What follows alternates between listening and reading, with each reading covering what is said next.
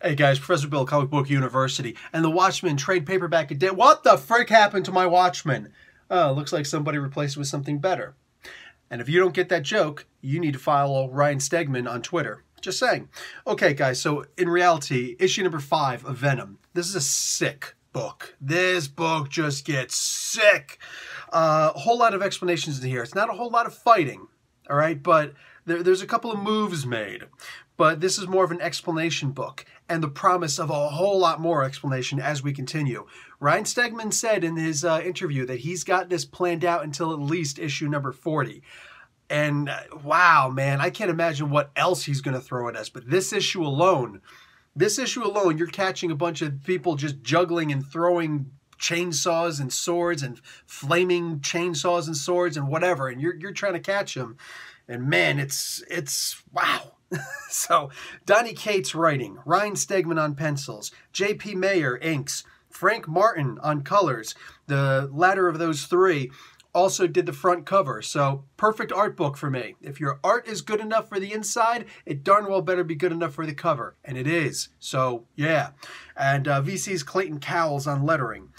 Turns out that Clayton Cowles made a mistake a little bit later on in this book. He omitted something, no problem. I'm going to get into that in a moment. In the meantime, they're falling, all right? You can see that Miles and Brock and the symbiote are falling. It's like he starts having a Batman moment here, a Damian Wayne moment. You remember, I don't remember which issue it was, but in the Batman series, when Bruce Wayne was dead and coming through time and Dick Grayson took over as Batman and Damian was just still Robin, they were in the Batmobile together and all of a sudden Deadman showed up and he took over Damian and he's like, hey man, what's going on? Maybe I can help you out. You know, what can I help you with? You know, like, what's his face? Robin, the guy playing Dick Grayson. Dick Grayson was being cool and he's like, you know, let's have ourselves a conversation, right? But then he goes and takes over Batman. He's like, wait a second, you're not regular Batman, you're Dick Grayson. What's going on here? So he starts talking out loud, and Damian is completely freaked out. He's like, who are you? What are you doing inside? He starts punching Dick Grayson in the face. And I'm like, are you kidding me right now? And it was a funny, hysterical, great moment. This is kind of one of those moments where I have to give it to Miles that he's clearly scared. And for that exact same reason, I'm going to say that's the reason why he wasn't able to use his bioorganic weapon, his webbing, his bioelectric webbing, because in issue, I think it was issue number 240, that Brian Michael Bendis' final issue of Spider-Man, he showed that that's what he's able to do now. He doesn't need the regular web shooters that Peter Parker had made for him back in the Ultimate Universe. He's able to do his own version of webbing now. No problem. I'm cool. So I'm willing to give more than enough excuses for this one. Anyway, they're yelling at each other back and forth. Do a Venom thing. We're falling. He's like, no, make a web parachute. I can't do that. He's like, Spider-Man could do that. I'm not Peter. Come on, help me out, man. And they're yelling at each other. And meanwhile, the symbiote, the Clintar, is trying to tell Eddie, man, relax, chill out. I got this, bruh. And he's like, what do you mean? Why does your voice sound different? He's like, well, I've kind of evolved. And then this happens.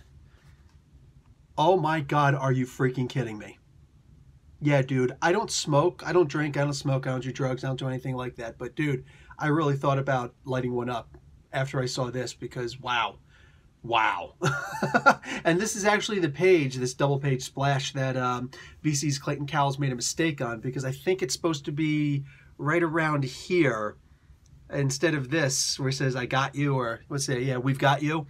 I think that it's supposed to actually say, I'm Venom Poppins, y'all. And I'm making a joke, but dude, real talk.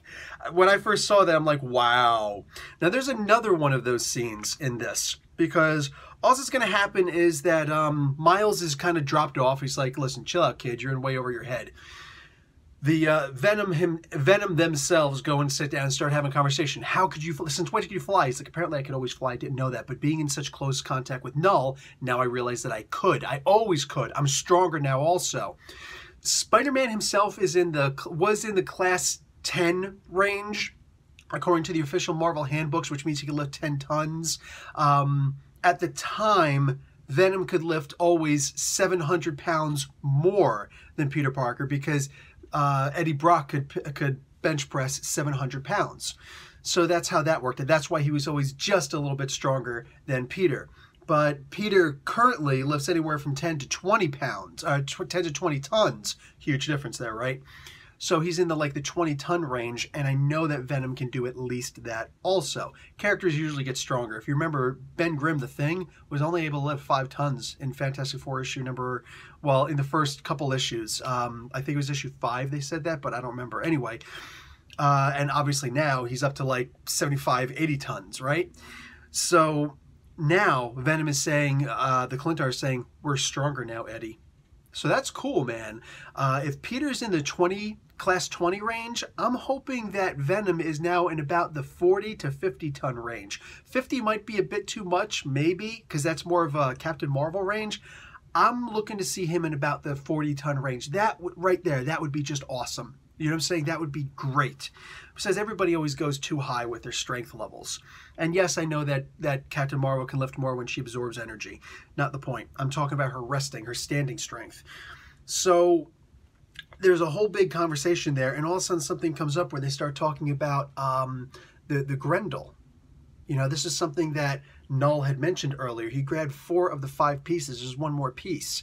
And then all of a sudden he remembers something else. He remembers Rex, that Vietnam veteran guy who had the symbiote way back in the day. Well, Rex is hiding a huge, huge secret.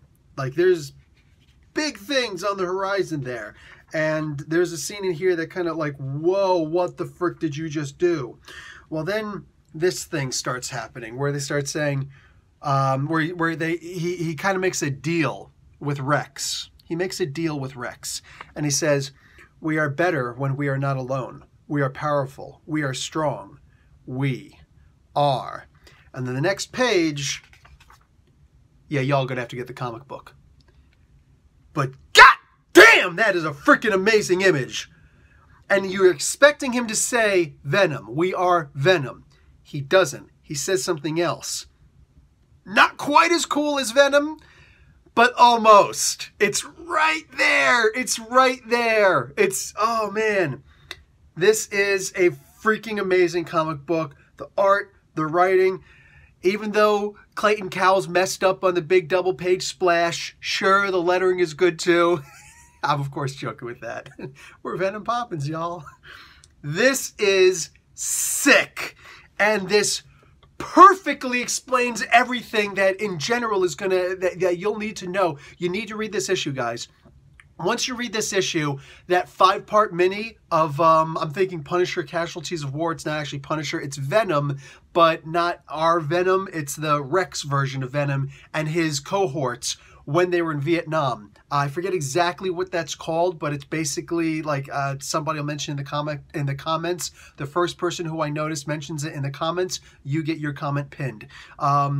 As long as you're not a jerk about it. It's oh, the title's called blah, blah, blah. Yeah, butthead. Actually, that I would post because that's funny. But the point is, yes, there's going to be a 5-point. Donny Cates is writing that. I should have probably looked all that stuff up in advance to see exactly what's up with that. But yeah, there's a whole bunch of really good stuff coming up, and that is actually one of them. I'm so excited to see that. I've got it right around here. I know I can find it. I know I can find it. Can y'all be patient with me? I found it. I found it. Web of Venom, Vietnam. Okay, it's on my, I'm going to unplug this. You're going to look at my computer. Hopefully you guys can see my computer. Unplug that. Hopefully you guys can see that. If you can't see that, sorry, I did my best. But yeah, this is what's up.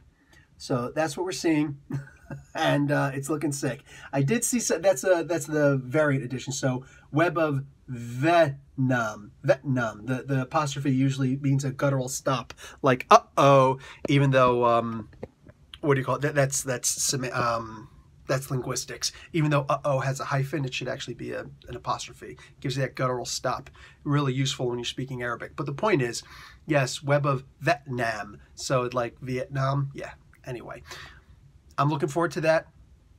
I'm looking forward to issue number 6. I'm looking forward to issue number 40.